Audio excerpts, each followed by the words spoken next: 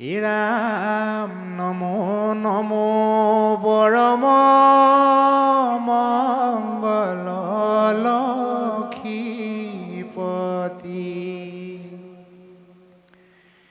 অজ্ঞানীৰ জ্ঞানদাতা অগতিৰ গতি যাহাৰ সেৱাতৰে দুৰ্ঘোৰ সংসাৰ কৰোঁ প্ৰণিপাত কোটি কোটি নমস্কাৰ।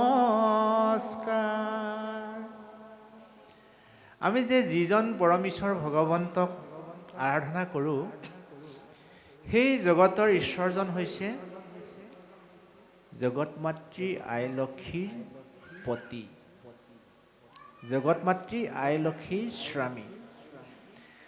জগত মাতৃ আই লক্ষ্মীৰ স্বামী সদায় ভকত বৎসল।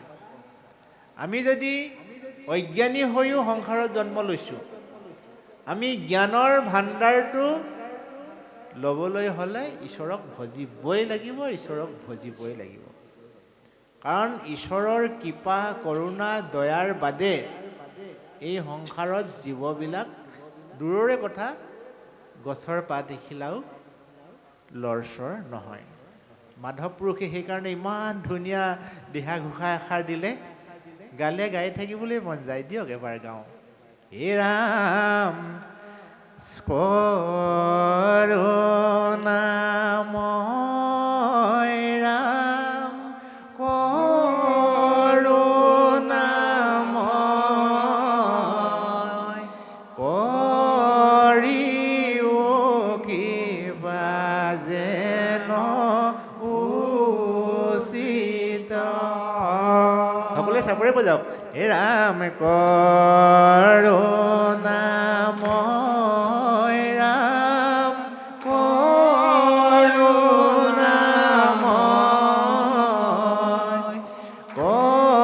কৰিও কিবা যেন উচিত। হে ৰাম তুমি হে ৰাম কিবা ৰখৰ নিধি, তোমাৰ কৃপা বিনে নাহিকে সিদ্ধি। কৰুণাময় ৰাম কৰুণাময়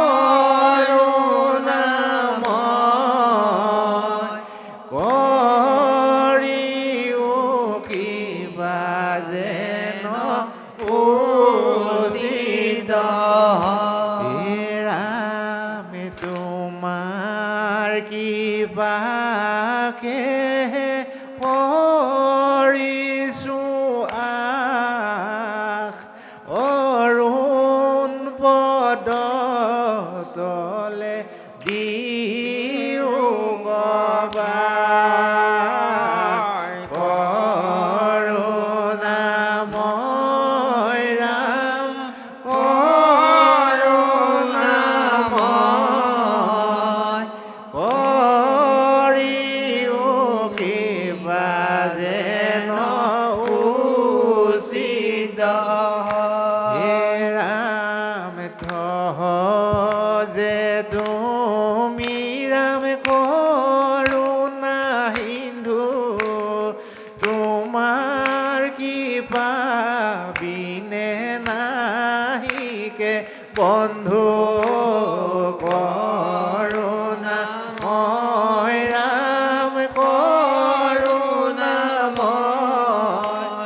করিও কিবা যেন উচিত। হে রাম তোমার কৃপা লেখে আমার গতি, কহয় মাধৱ মোৰ কমতি। কৰুণাময় ৰাম কৰুণাময়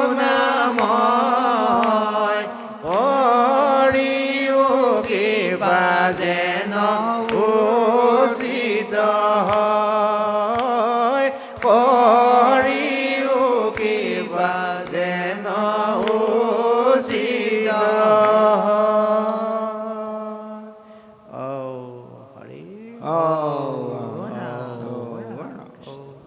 ঈশ্বৰৰ কৃপা কৰোণা পাবলৈ হ'লে ঈশ্বৰকে ভজিব লাগিব।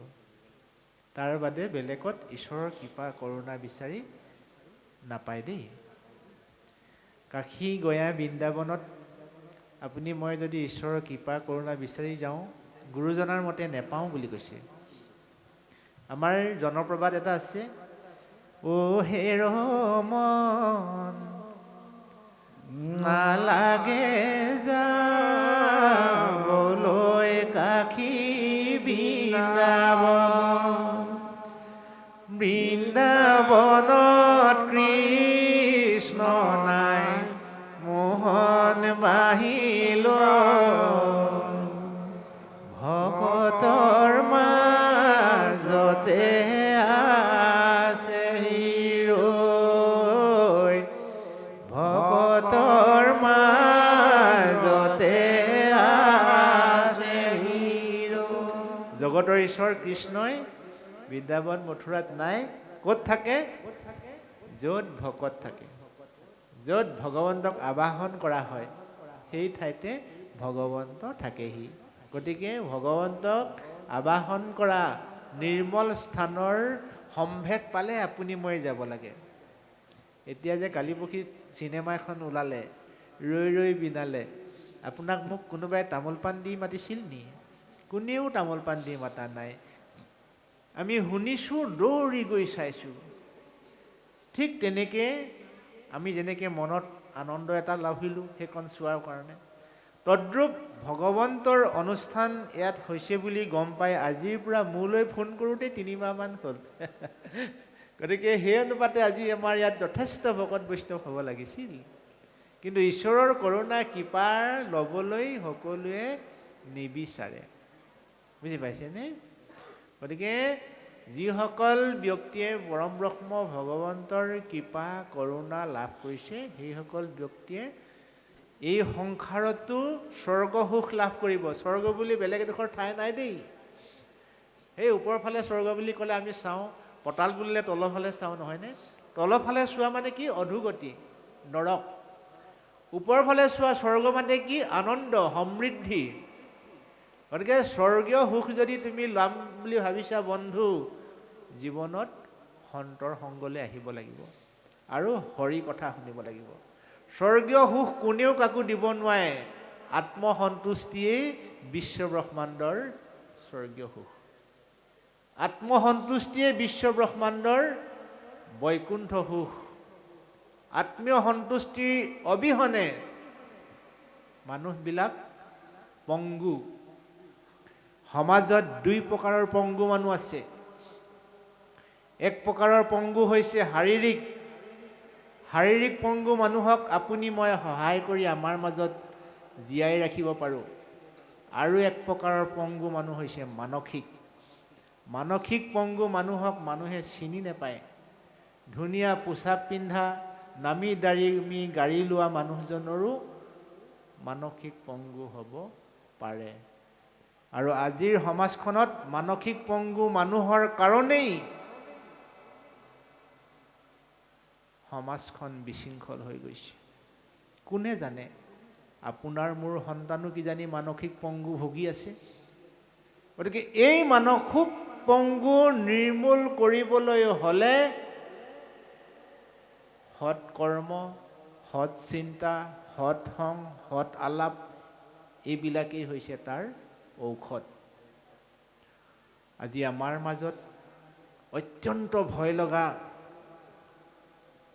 গোপন শত্ৰু এটা আহি উপস্থিত হৈছেহি, যাক আমি যদি চিনি নথওঁ তেতিয়াহ'লে সি আমাৰ দেৱাল ভাঙি ভিতৰলৈ সোমাই আহিছেই।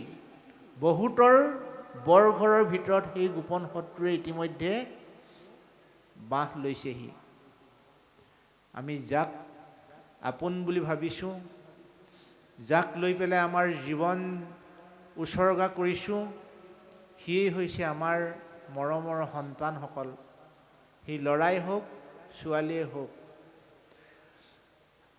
কোনো পিতৃ মাতৃয়ে নিজৰ সন্তানৰ অনিষ্ট হোৱাটো নিবিচাৰে। এজন পিতৃ, এগৰাকী মাতৃয়ে আটাইতকৈ দুখ সেইদিনা অনুভৱ কৰে যিদিনাখন নিজৰ সন্তান বিনষ্ট হয়। কিন্তু সেই বিনষ্ট সন্তান আজি আমাৰ সমাজখনত দিনক দিনে বাঢ়িবলৈ ধৰিছে, দিনক দিনে বাঢ়িবলৈ ধৰিছে। ইয়াৰ মূল কাৰণটো হৈছে সংযমহীনতা, আত্মনিয়ন্ত্ৰণৰ অভাৱ। আত্মনিয়ন্ত্ৰণৰ অভাৱ, সংযমহীনতা ক'ৰ পৰা উদয় হয়?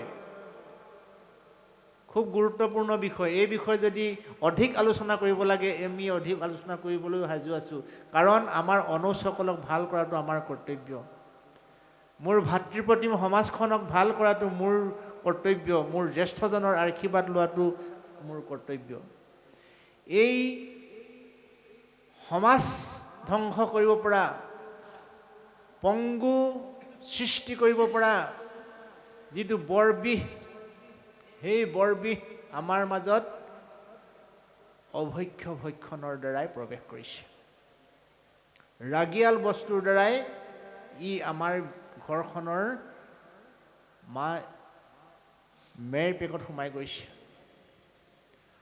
অভক্ষ্য ভক্ষণৰ দ্বাৰাই, অৰ্থাৎ ৰাগিয়াল বস্তুৰ প্ৰতি যুৱতীসকল বা সচেতন মানুহবিলাক যদি সচেতন হৈ নাথাকে, ৰাগিয়াল বস্তুৰ প্ৰভাৱত আমাৰ এই মন মগজুৰ স্নায়ুকোষৰ চুলিৰ দৰে সৰু সৰু হীৰা উপহীৰাৰে গঠিত এই স্নায়ুকোষবিলাক ৰাগিয়াল বস্তুৰ প্ৰভাৱত দুৰ্বল হৈ যায়। কম বেছি পৰিমাণে আমি সকলোৱে বিজ্ঞানৰ লগত জড়িত, পঢ়া শুনাৰ লগত আমি সকলোৱে কম বেছি পৰিমাণে জড়িত। এই হীৰা উপহীৰাবিলাক যেতিয়া ৰাগিয়াল বস্তুৰ প্ৰভাৱত ই দুৰ্বল হৈ যায়, ইয়াৰ চিন্তা শক্তি, ইয়াৰ স্থিৰতাটো নাইকিয়া হৈ যায়, যাৰ কাৰণে ভাল বুলি ভাবিও সেই ভালটোৰ কামৰ প্ৰতি আসক্তি কমি যায়। কোনে নাজানে মা দেউতাক শ্ৰদ্ধা কৰিব লাগে বুলি, কিন্তু মা দেউতাক শ্ৰদ্ধা কৰিব লাগে বুলি জানিও সেই শ্ৰদ্ধাৰ পৰা আজি যে সন্তানে আঁতৰি আছে, ইয়াৰ মূল কাৰণটো হৈছে মানসিক পংগু। আৰু এই মানসিক পংগু যদি আমি নিৰ্মূল কৰিব নোৱাৰোঁ, আমি কিন্তু কান্দি কান্দি সংসাৰত জীয়াই থাকিব লাগিব। আৰু মহাপুৰুষ গুৰু শ্ৰীমন্ত শংকৰদেৱে চিন্তা কৰিলে যে সমগ্ৰ মানৱ জাতিক যদি আমি মানসিক পংগুৰ পৰা উদ্ধাৰ কৰিবলৈ হয়, তেতিয়াহ'লে আমি এই যুৱাৱস্থাতেই ভকতৰ সংগ ল'ব লাগিব, সাধুৰ সংগ ল'ব লাগিব, ঈশ্বৰৰ কথা পাতিব লাগিব, ঈশ্বৰক উপাসনা কৰিব লাগিব। ঈশ্বৰক উপাসনা নকৰিলে, সাধুৰ সংগ নল'লে, যিমান ডিগ্ৰীধাৰী ব্যক্তি হ'লেও এদিন মানসিক পংগুৰ গৰাকী হ'ব হ'ব হ'ব।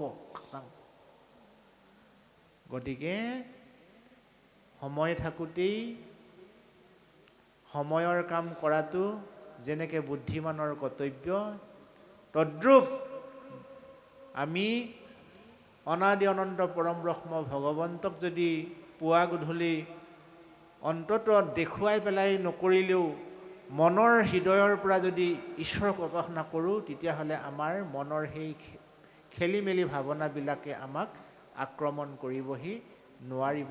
আৰু মনটো যদি সুন্দৰ হৈ থাকে, সুন্দৰ মনৰ অধিকাৰী মানুহক কাল ধুমুহাই কেতিয়াও আমনি কৰিবহি নোৱাৰে।